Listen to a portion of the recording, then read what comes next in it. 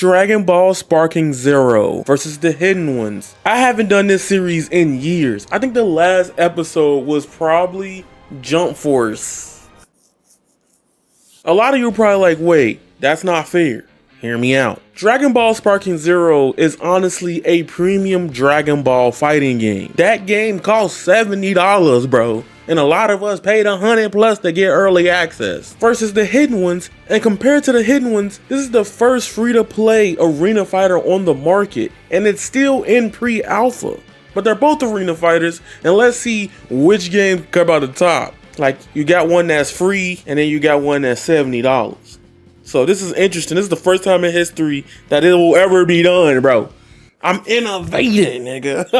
However, I upgraded the series this time. I got some rules to break down in each category. Number one, I'm going by story mode, the online mode, single player content and unlockables, and last but not least, the word of the year. Gameplay!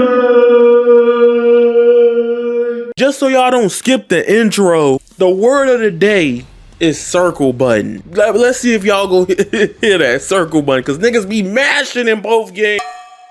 Story mode. Dragon Ball Sparking Zero story mode is honestly something that's very standard. It's not the worst, but not groundbreaking and amazing. The story mode is a mixture of images from events from characters lore in the Dragon Ball's history and animations that are above average over screenshots. I honestly feel like they skipped out here in Sparking Zero a little bit. I know the community hates slideshows in some parts of visual novels, and to be honest, Tenkaichi's story never been that crazy, even back in the day. It just captures the essence of Dragon Ball as a series. But if we narrow it down, it's pretty much normal gameplay with iconic dialogue from the show and few like interactive moments. What I'm just trying to say, it's a cool story mode, it gets the job done, but nothing over the top. Now the Hidden Ones, this is where the Hidden Ones honestly cook Sparking Zero 1,000%. The Hidden Ones story mode is pretty much 62 level quality, but in my opinion, it might be some of the best anime game stories we'll ever get ever. But if I'm being honest, if we doing any other anime game stories, I don't think they're gonna get better than this in an arena fight early. The reason why I said that is because with CC2 games, these are a lot of segments where you just walk into the next location.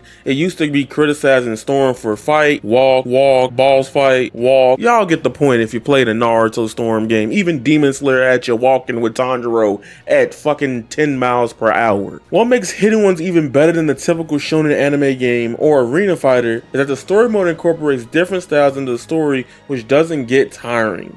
You have boss fights, interactive running segments, trio fights, stealth, and follow missions. Mind you, this is only from a pre-alpha build, by the way, and this is only the beginning, and I already love the story mode of the Hidden Ones. Now, if I'm being honest, in fighting games, I'm not asking for this groundbreaking Mortal Kombat level cinematic storytelling ordeal, but I do want something that gets me into the lore and world of the characters. And I'll say both games do that perfectly. However, it would be unjust to say Hidden Ones just clears because we've all seen Dragon Ball games be adapted 1,000 different ways in different anime games. We got Dragon Ball Z Kakarot, which is an action RPG. We see them even do board games in Budokai 2. And don't get me started with Dragon Ball Sagas. If you like that game, you're lying. The Hidden Ones takes a lot of elements from like modern gaming today and put them in the anime game space. Mind you, this feel like CC2 worked on this story mode and just threw it on the Hidden Ones in the best way possible. I'm not even trying to glaze the one or the other. Next is single player content. Now here's where it gets very mixed depending on who you ask. I already talked about the story modes, but what does each game have to offer? See, Sparking Zero's biggest thing about its game unlockable wise is unlocking the characters. If you play Sparking Zero for the first time or reach level 20, you can pretty much unlock almost, I want to say 75% plus of all the characters in the game. You do have some customization to music and sounds and things of that nature, and unlocking a couple costumes. This is what Sparking Zero takes the huge L. Literally, if you're not a person that don't love the gameplay of the game that much to deal with everything that goes on in the realm of Sparking Zero, there is nothing for you to do in Sparking. That shit is gone. In the Hidden Ones, it follows a mobile game type of structure, where in some ways it can be a little bit grindy. Not the worst kind of grindy, but since it's a pre-alpha, don't get it twisted. it ain't gonna be as free either. You have boss rushes and trials that you can do, story mode, and unlocking stuff from playing ranked. The higher you rank, the more points you get in the game to unlock other stuff and buy other characters, either through the tokens or through the other realms of getting things. It has a structure made and tangible for both people that just want to turn on something quick and play, like a Fortnite, and also tangible for people that come from games like MiHoYo and etc. You're probably also asking about like the whole ordeal with microtransactions in the game. That'll probably be cosmetics. It's not going to be like gacha rolling in the game so far from the build we played. It's going to be strictly cosmetics and probably little things to probably just unlock characters though. But I do think it'll be harder in the full release than what we got in this pre-alpha. Don't get it twisted. And last but not least, we gotta talk about the gameplay. Now, they're both 3D, aka arena fighters, and I think we both gotta narrow down to who is the potential winner of the Dragon Ball Sparking Zero versus the Hidden Ones video. Before I go further, there will be a lot of imposed thoughts, so just keep it around.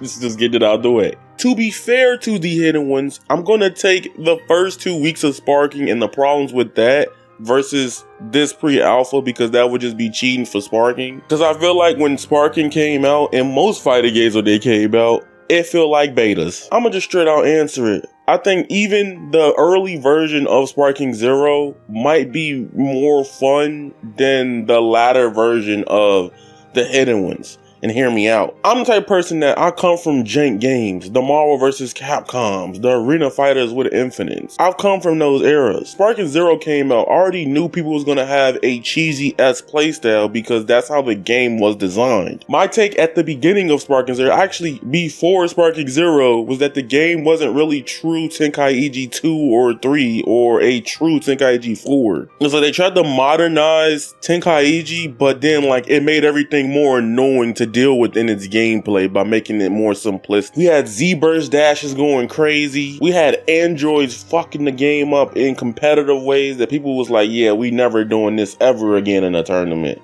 And a lot of things just didn't work well in the gameplay, like the god-awful camera. However, I do feel like Sparking Zero's core was somewhat there. It's like a little light that was kind of cool to play a little bit. But as you progressed into the first week of the game, the less you wanted to play ranked or other things in the game because it was unbalanced as fuck. To me, Sparking Zero was unfinished, but the Hidden Ones has a philosophy that I'm just not a huge fan of. I'm a big fan of defense in fighting games. So games that try to make defense more entertaining when I believe defense is probably one of the coolest parts of fighting games, this is what Hidden Ones rubs me off the wrong way.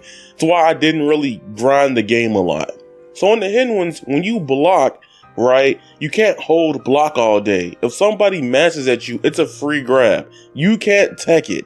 I'm personally not a fan of that stuff, and I'm gonna be honest with you, a lot of people who come from fighting games might get turned off by that as well. Even though the game has a good RPS system, I think Hidden Ones is really good. The Hidden Ones feels like a fusion between Naruto Storm and Demon Slayer in some aspects. And let me tell you why I brought up Demon Slayer. So a lot of the things in the movement of the Hidden Ones is people like chicken guarding and blocking, dropping really fast. In that game, I could block in Demon Slayer and push block them away. I think I like that more. I think it's too polarizing for my taste. And what this does for an arena fighter is that there's a lot of moments where you may see or feel like people are just running 24/7 and no attacks or nothing getting thrown out. I think that just is more boring overall than the latter. Again, I'm not saying it's bad. I'm just saying it's just not something I have a preference over. A fighting game where they try to nerf defense is kind of like the worst thing about fighting games. You gotta let people have both good offense and good defense. And like this design feels like, not the BB, oh, it's a mobile game. At least in the Hidden Ones though, you do have a block, a parry, a deflect to stop stuff like that. But some cases, However, where the Hidden Ones beat Dragon Ball Sparking Zero is Trio Clash. You can play this game up to 3 friends at a time. However, in Sparking Zero, the game has lobbies day one, out the gate. This game doesn't have it. It's a lot of back and forth in the gameplay department of this game. To be honest, there's so many back and forth things I could say about the gameplay, but I'll be here for another 45 minutes. Y'all don't want to watch that, okay? If you do, let me know. I could probably talk about it on Twitch more. And lastly, let's talk about the online criteria. Who has the better online and who has a better experience? Now again, it's kind of not fair to compare it to because Sparking Zero is a $70 game and the netcode is very better than average games, to be honest with you. It ain't rollback, but it's above delay-based netcode. Plus, PS5 versus the PC version of the game feels completely different. I feel like I could do a lot more super counters and deal with a lot more interactions more on PC than console. And that's because of input delay. With the hidden ones, when we first were playing it, the ping was mad high. I was getting around like 70 plus ping when the game came out. And some of my friends across the way even got worse ping, like almost 150 to 200 even. But the matches still feel very smooth and it doesn't look jittery or bad rollback-ish. But here's the thing, hidden ones, once it goes open or when the game finally comes back and they start putting it everywhere, it could get worse. More players, more chance for error. And you're always gonna run past or run into those connections in any type of game you play. I think the beauty of it is that since the hidden ones has rollback netcode, you will have less chances of dealing with bad connectivity across the board. So this is where the hidden ones wins in this department. I think we have a fair winner, but it's not by a landslide or a complete wash, okay? And the winner of the versus battle today is... I have to give it to the hidden ones. However, I will say, I think I would rather play Dragon Ball Sparking Zero. Like, it's just the philosophy of defense and the hidden ones just doesn't vibe with me personally. As a fighting game fan, as a person who has guard shields or guard regen and other arena fighters, I just can't get with it right there. Probably the more I play it, I'll get used to it, but it's not my favorite way to do defense ever in a game personally. With that being said, if y'all enjoyed this video, make sure y'all hit the like button, subscribe, and leave a comment down below who you think wins. And if you would like to see me do other games, make sure y'all do the word of the day as well, the circle button. If you do or not, it doesn't matter. But tell me what other games would you like me to do in the future. That'd be interesting and I might bring this back more. It's your Avataryaya, you guys are golden and that is raw. Squala, peace, and I'm out.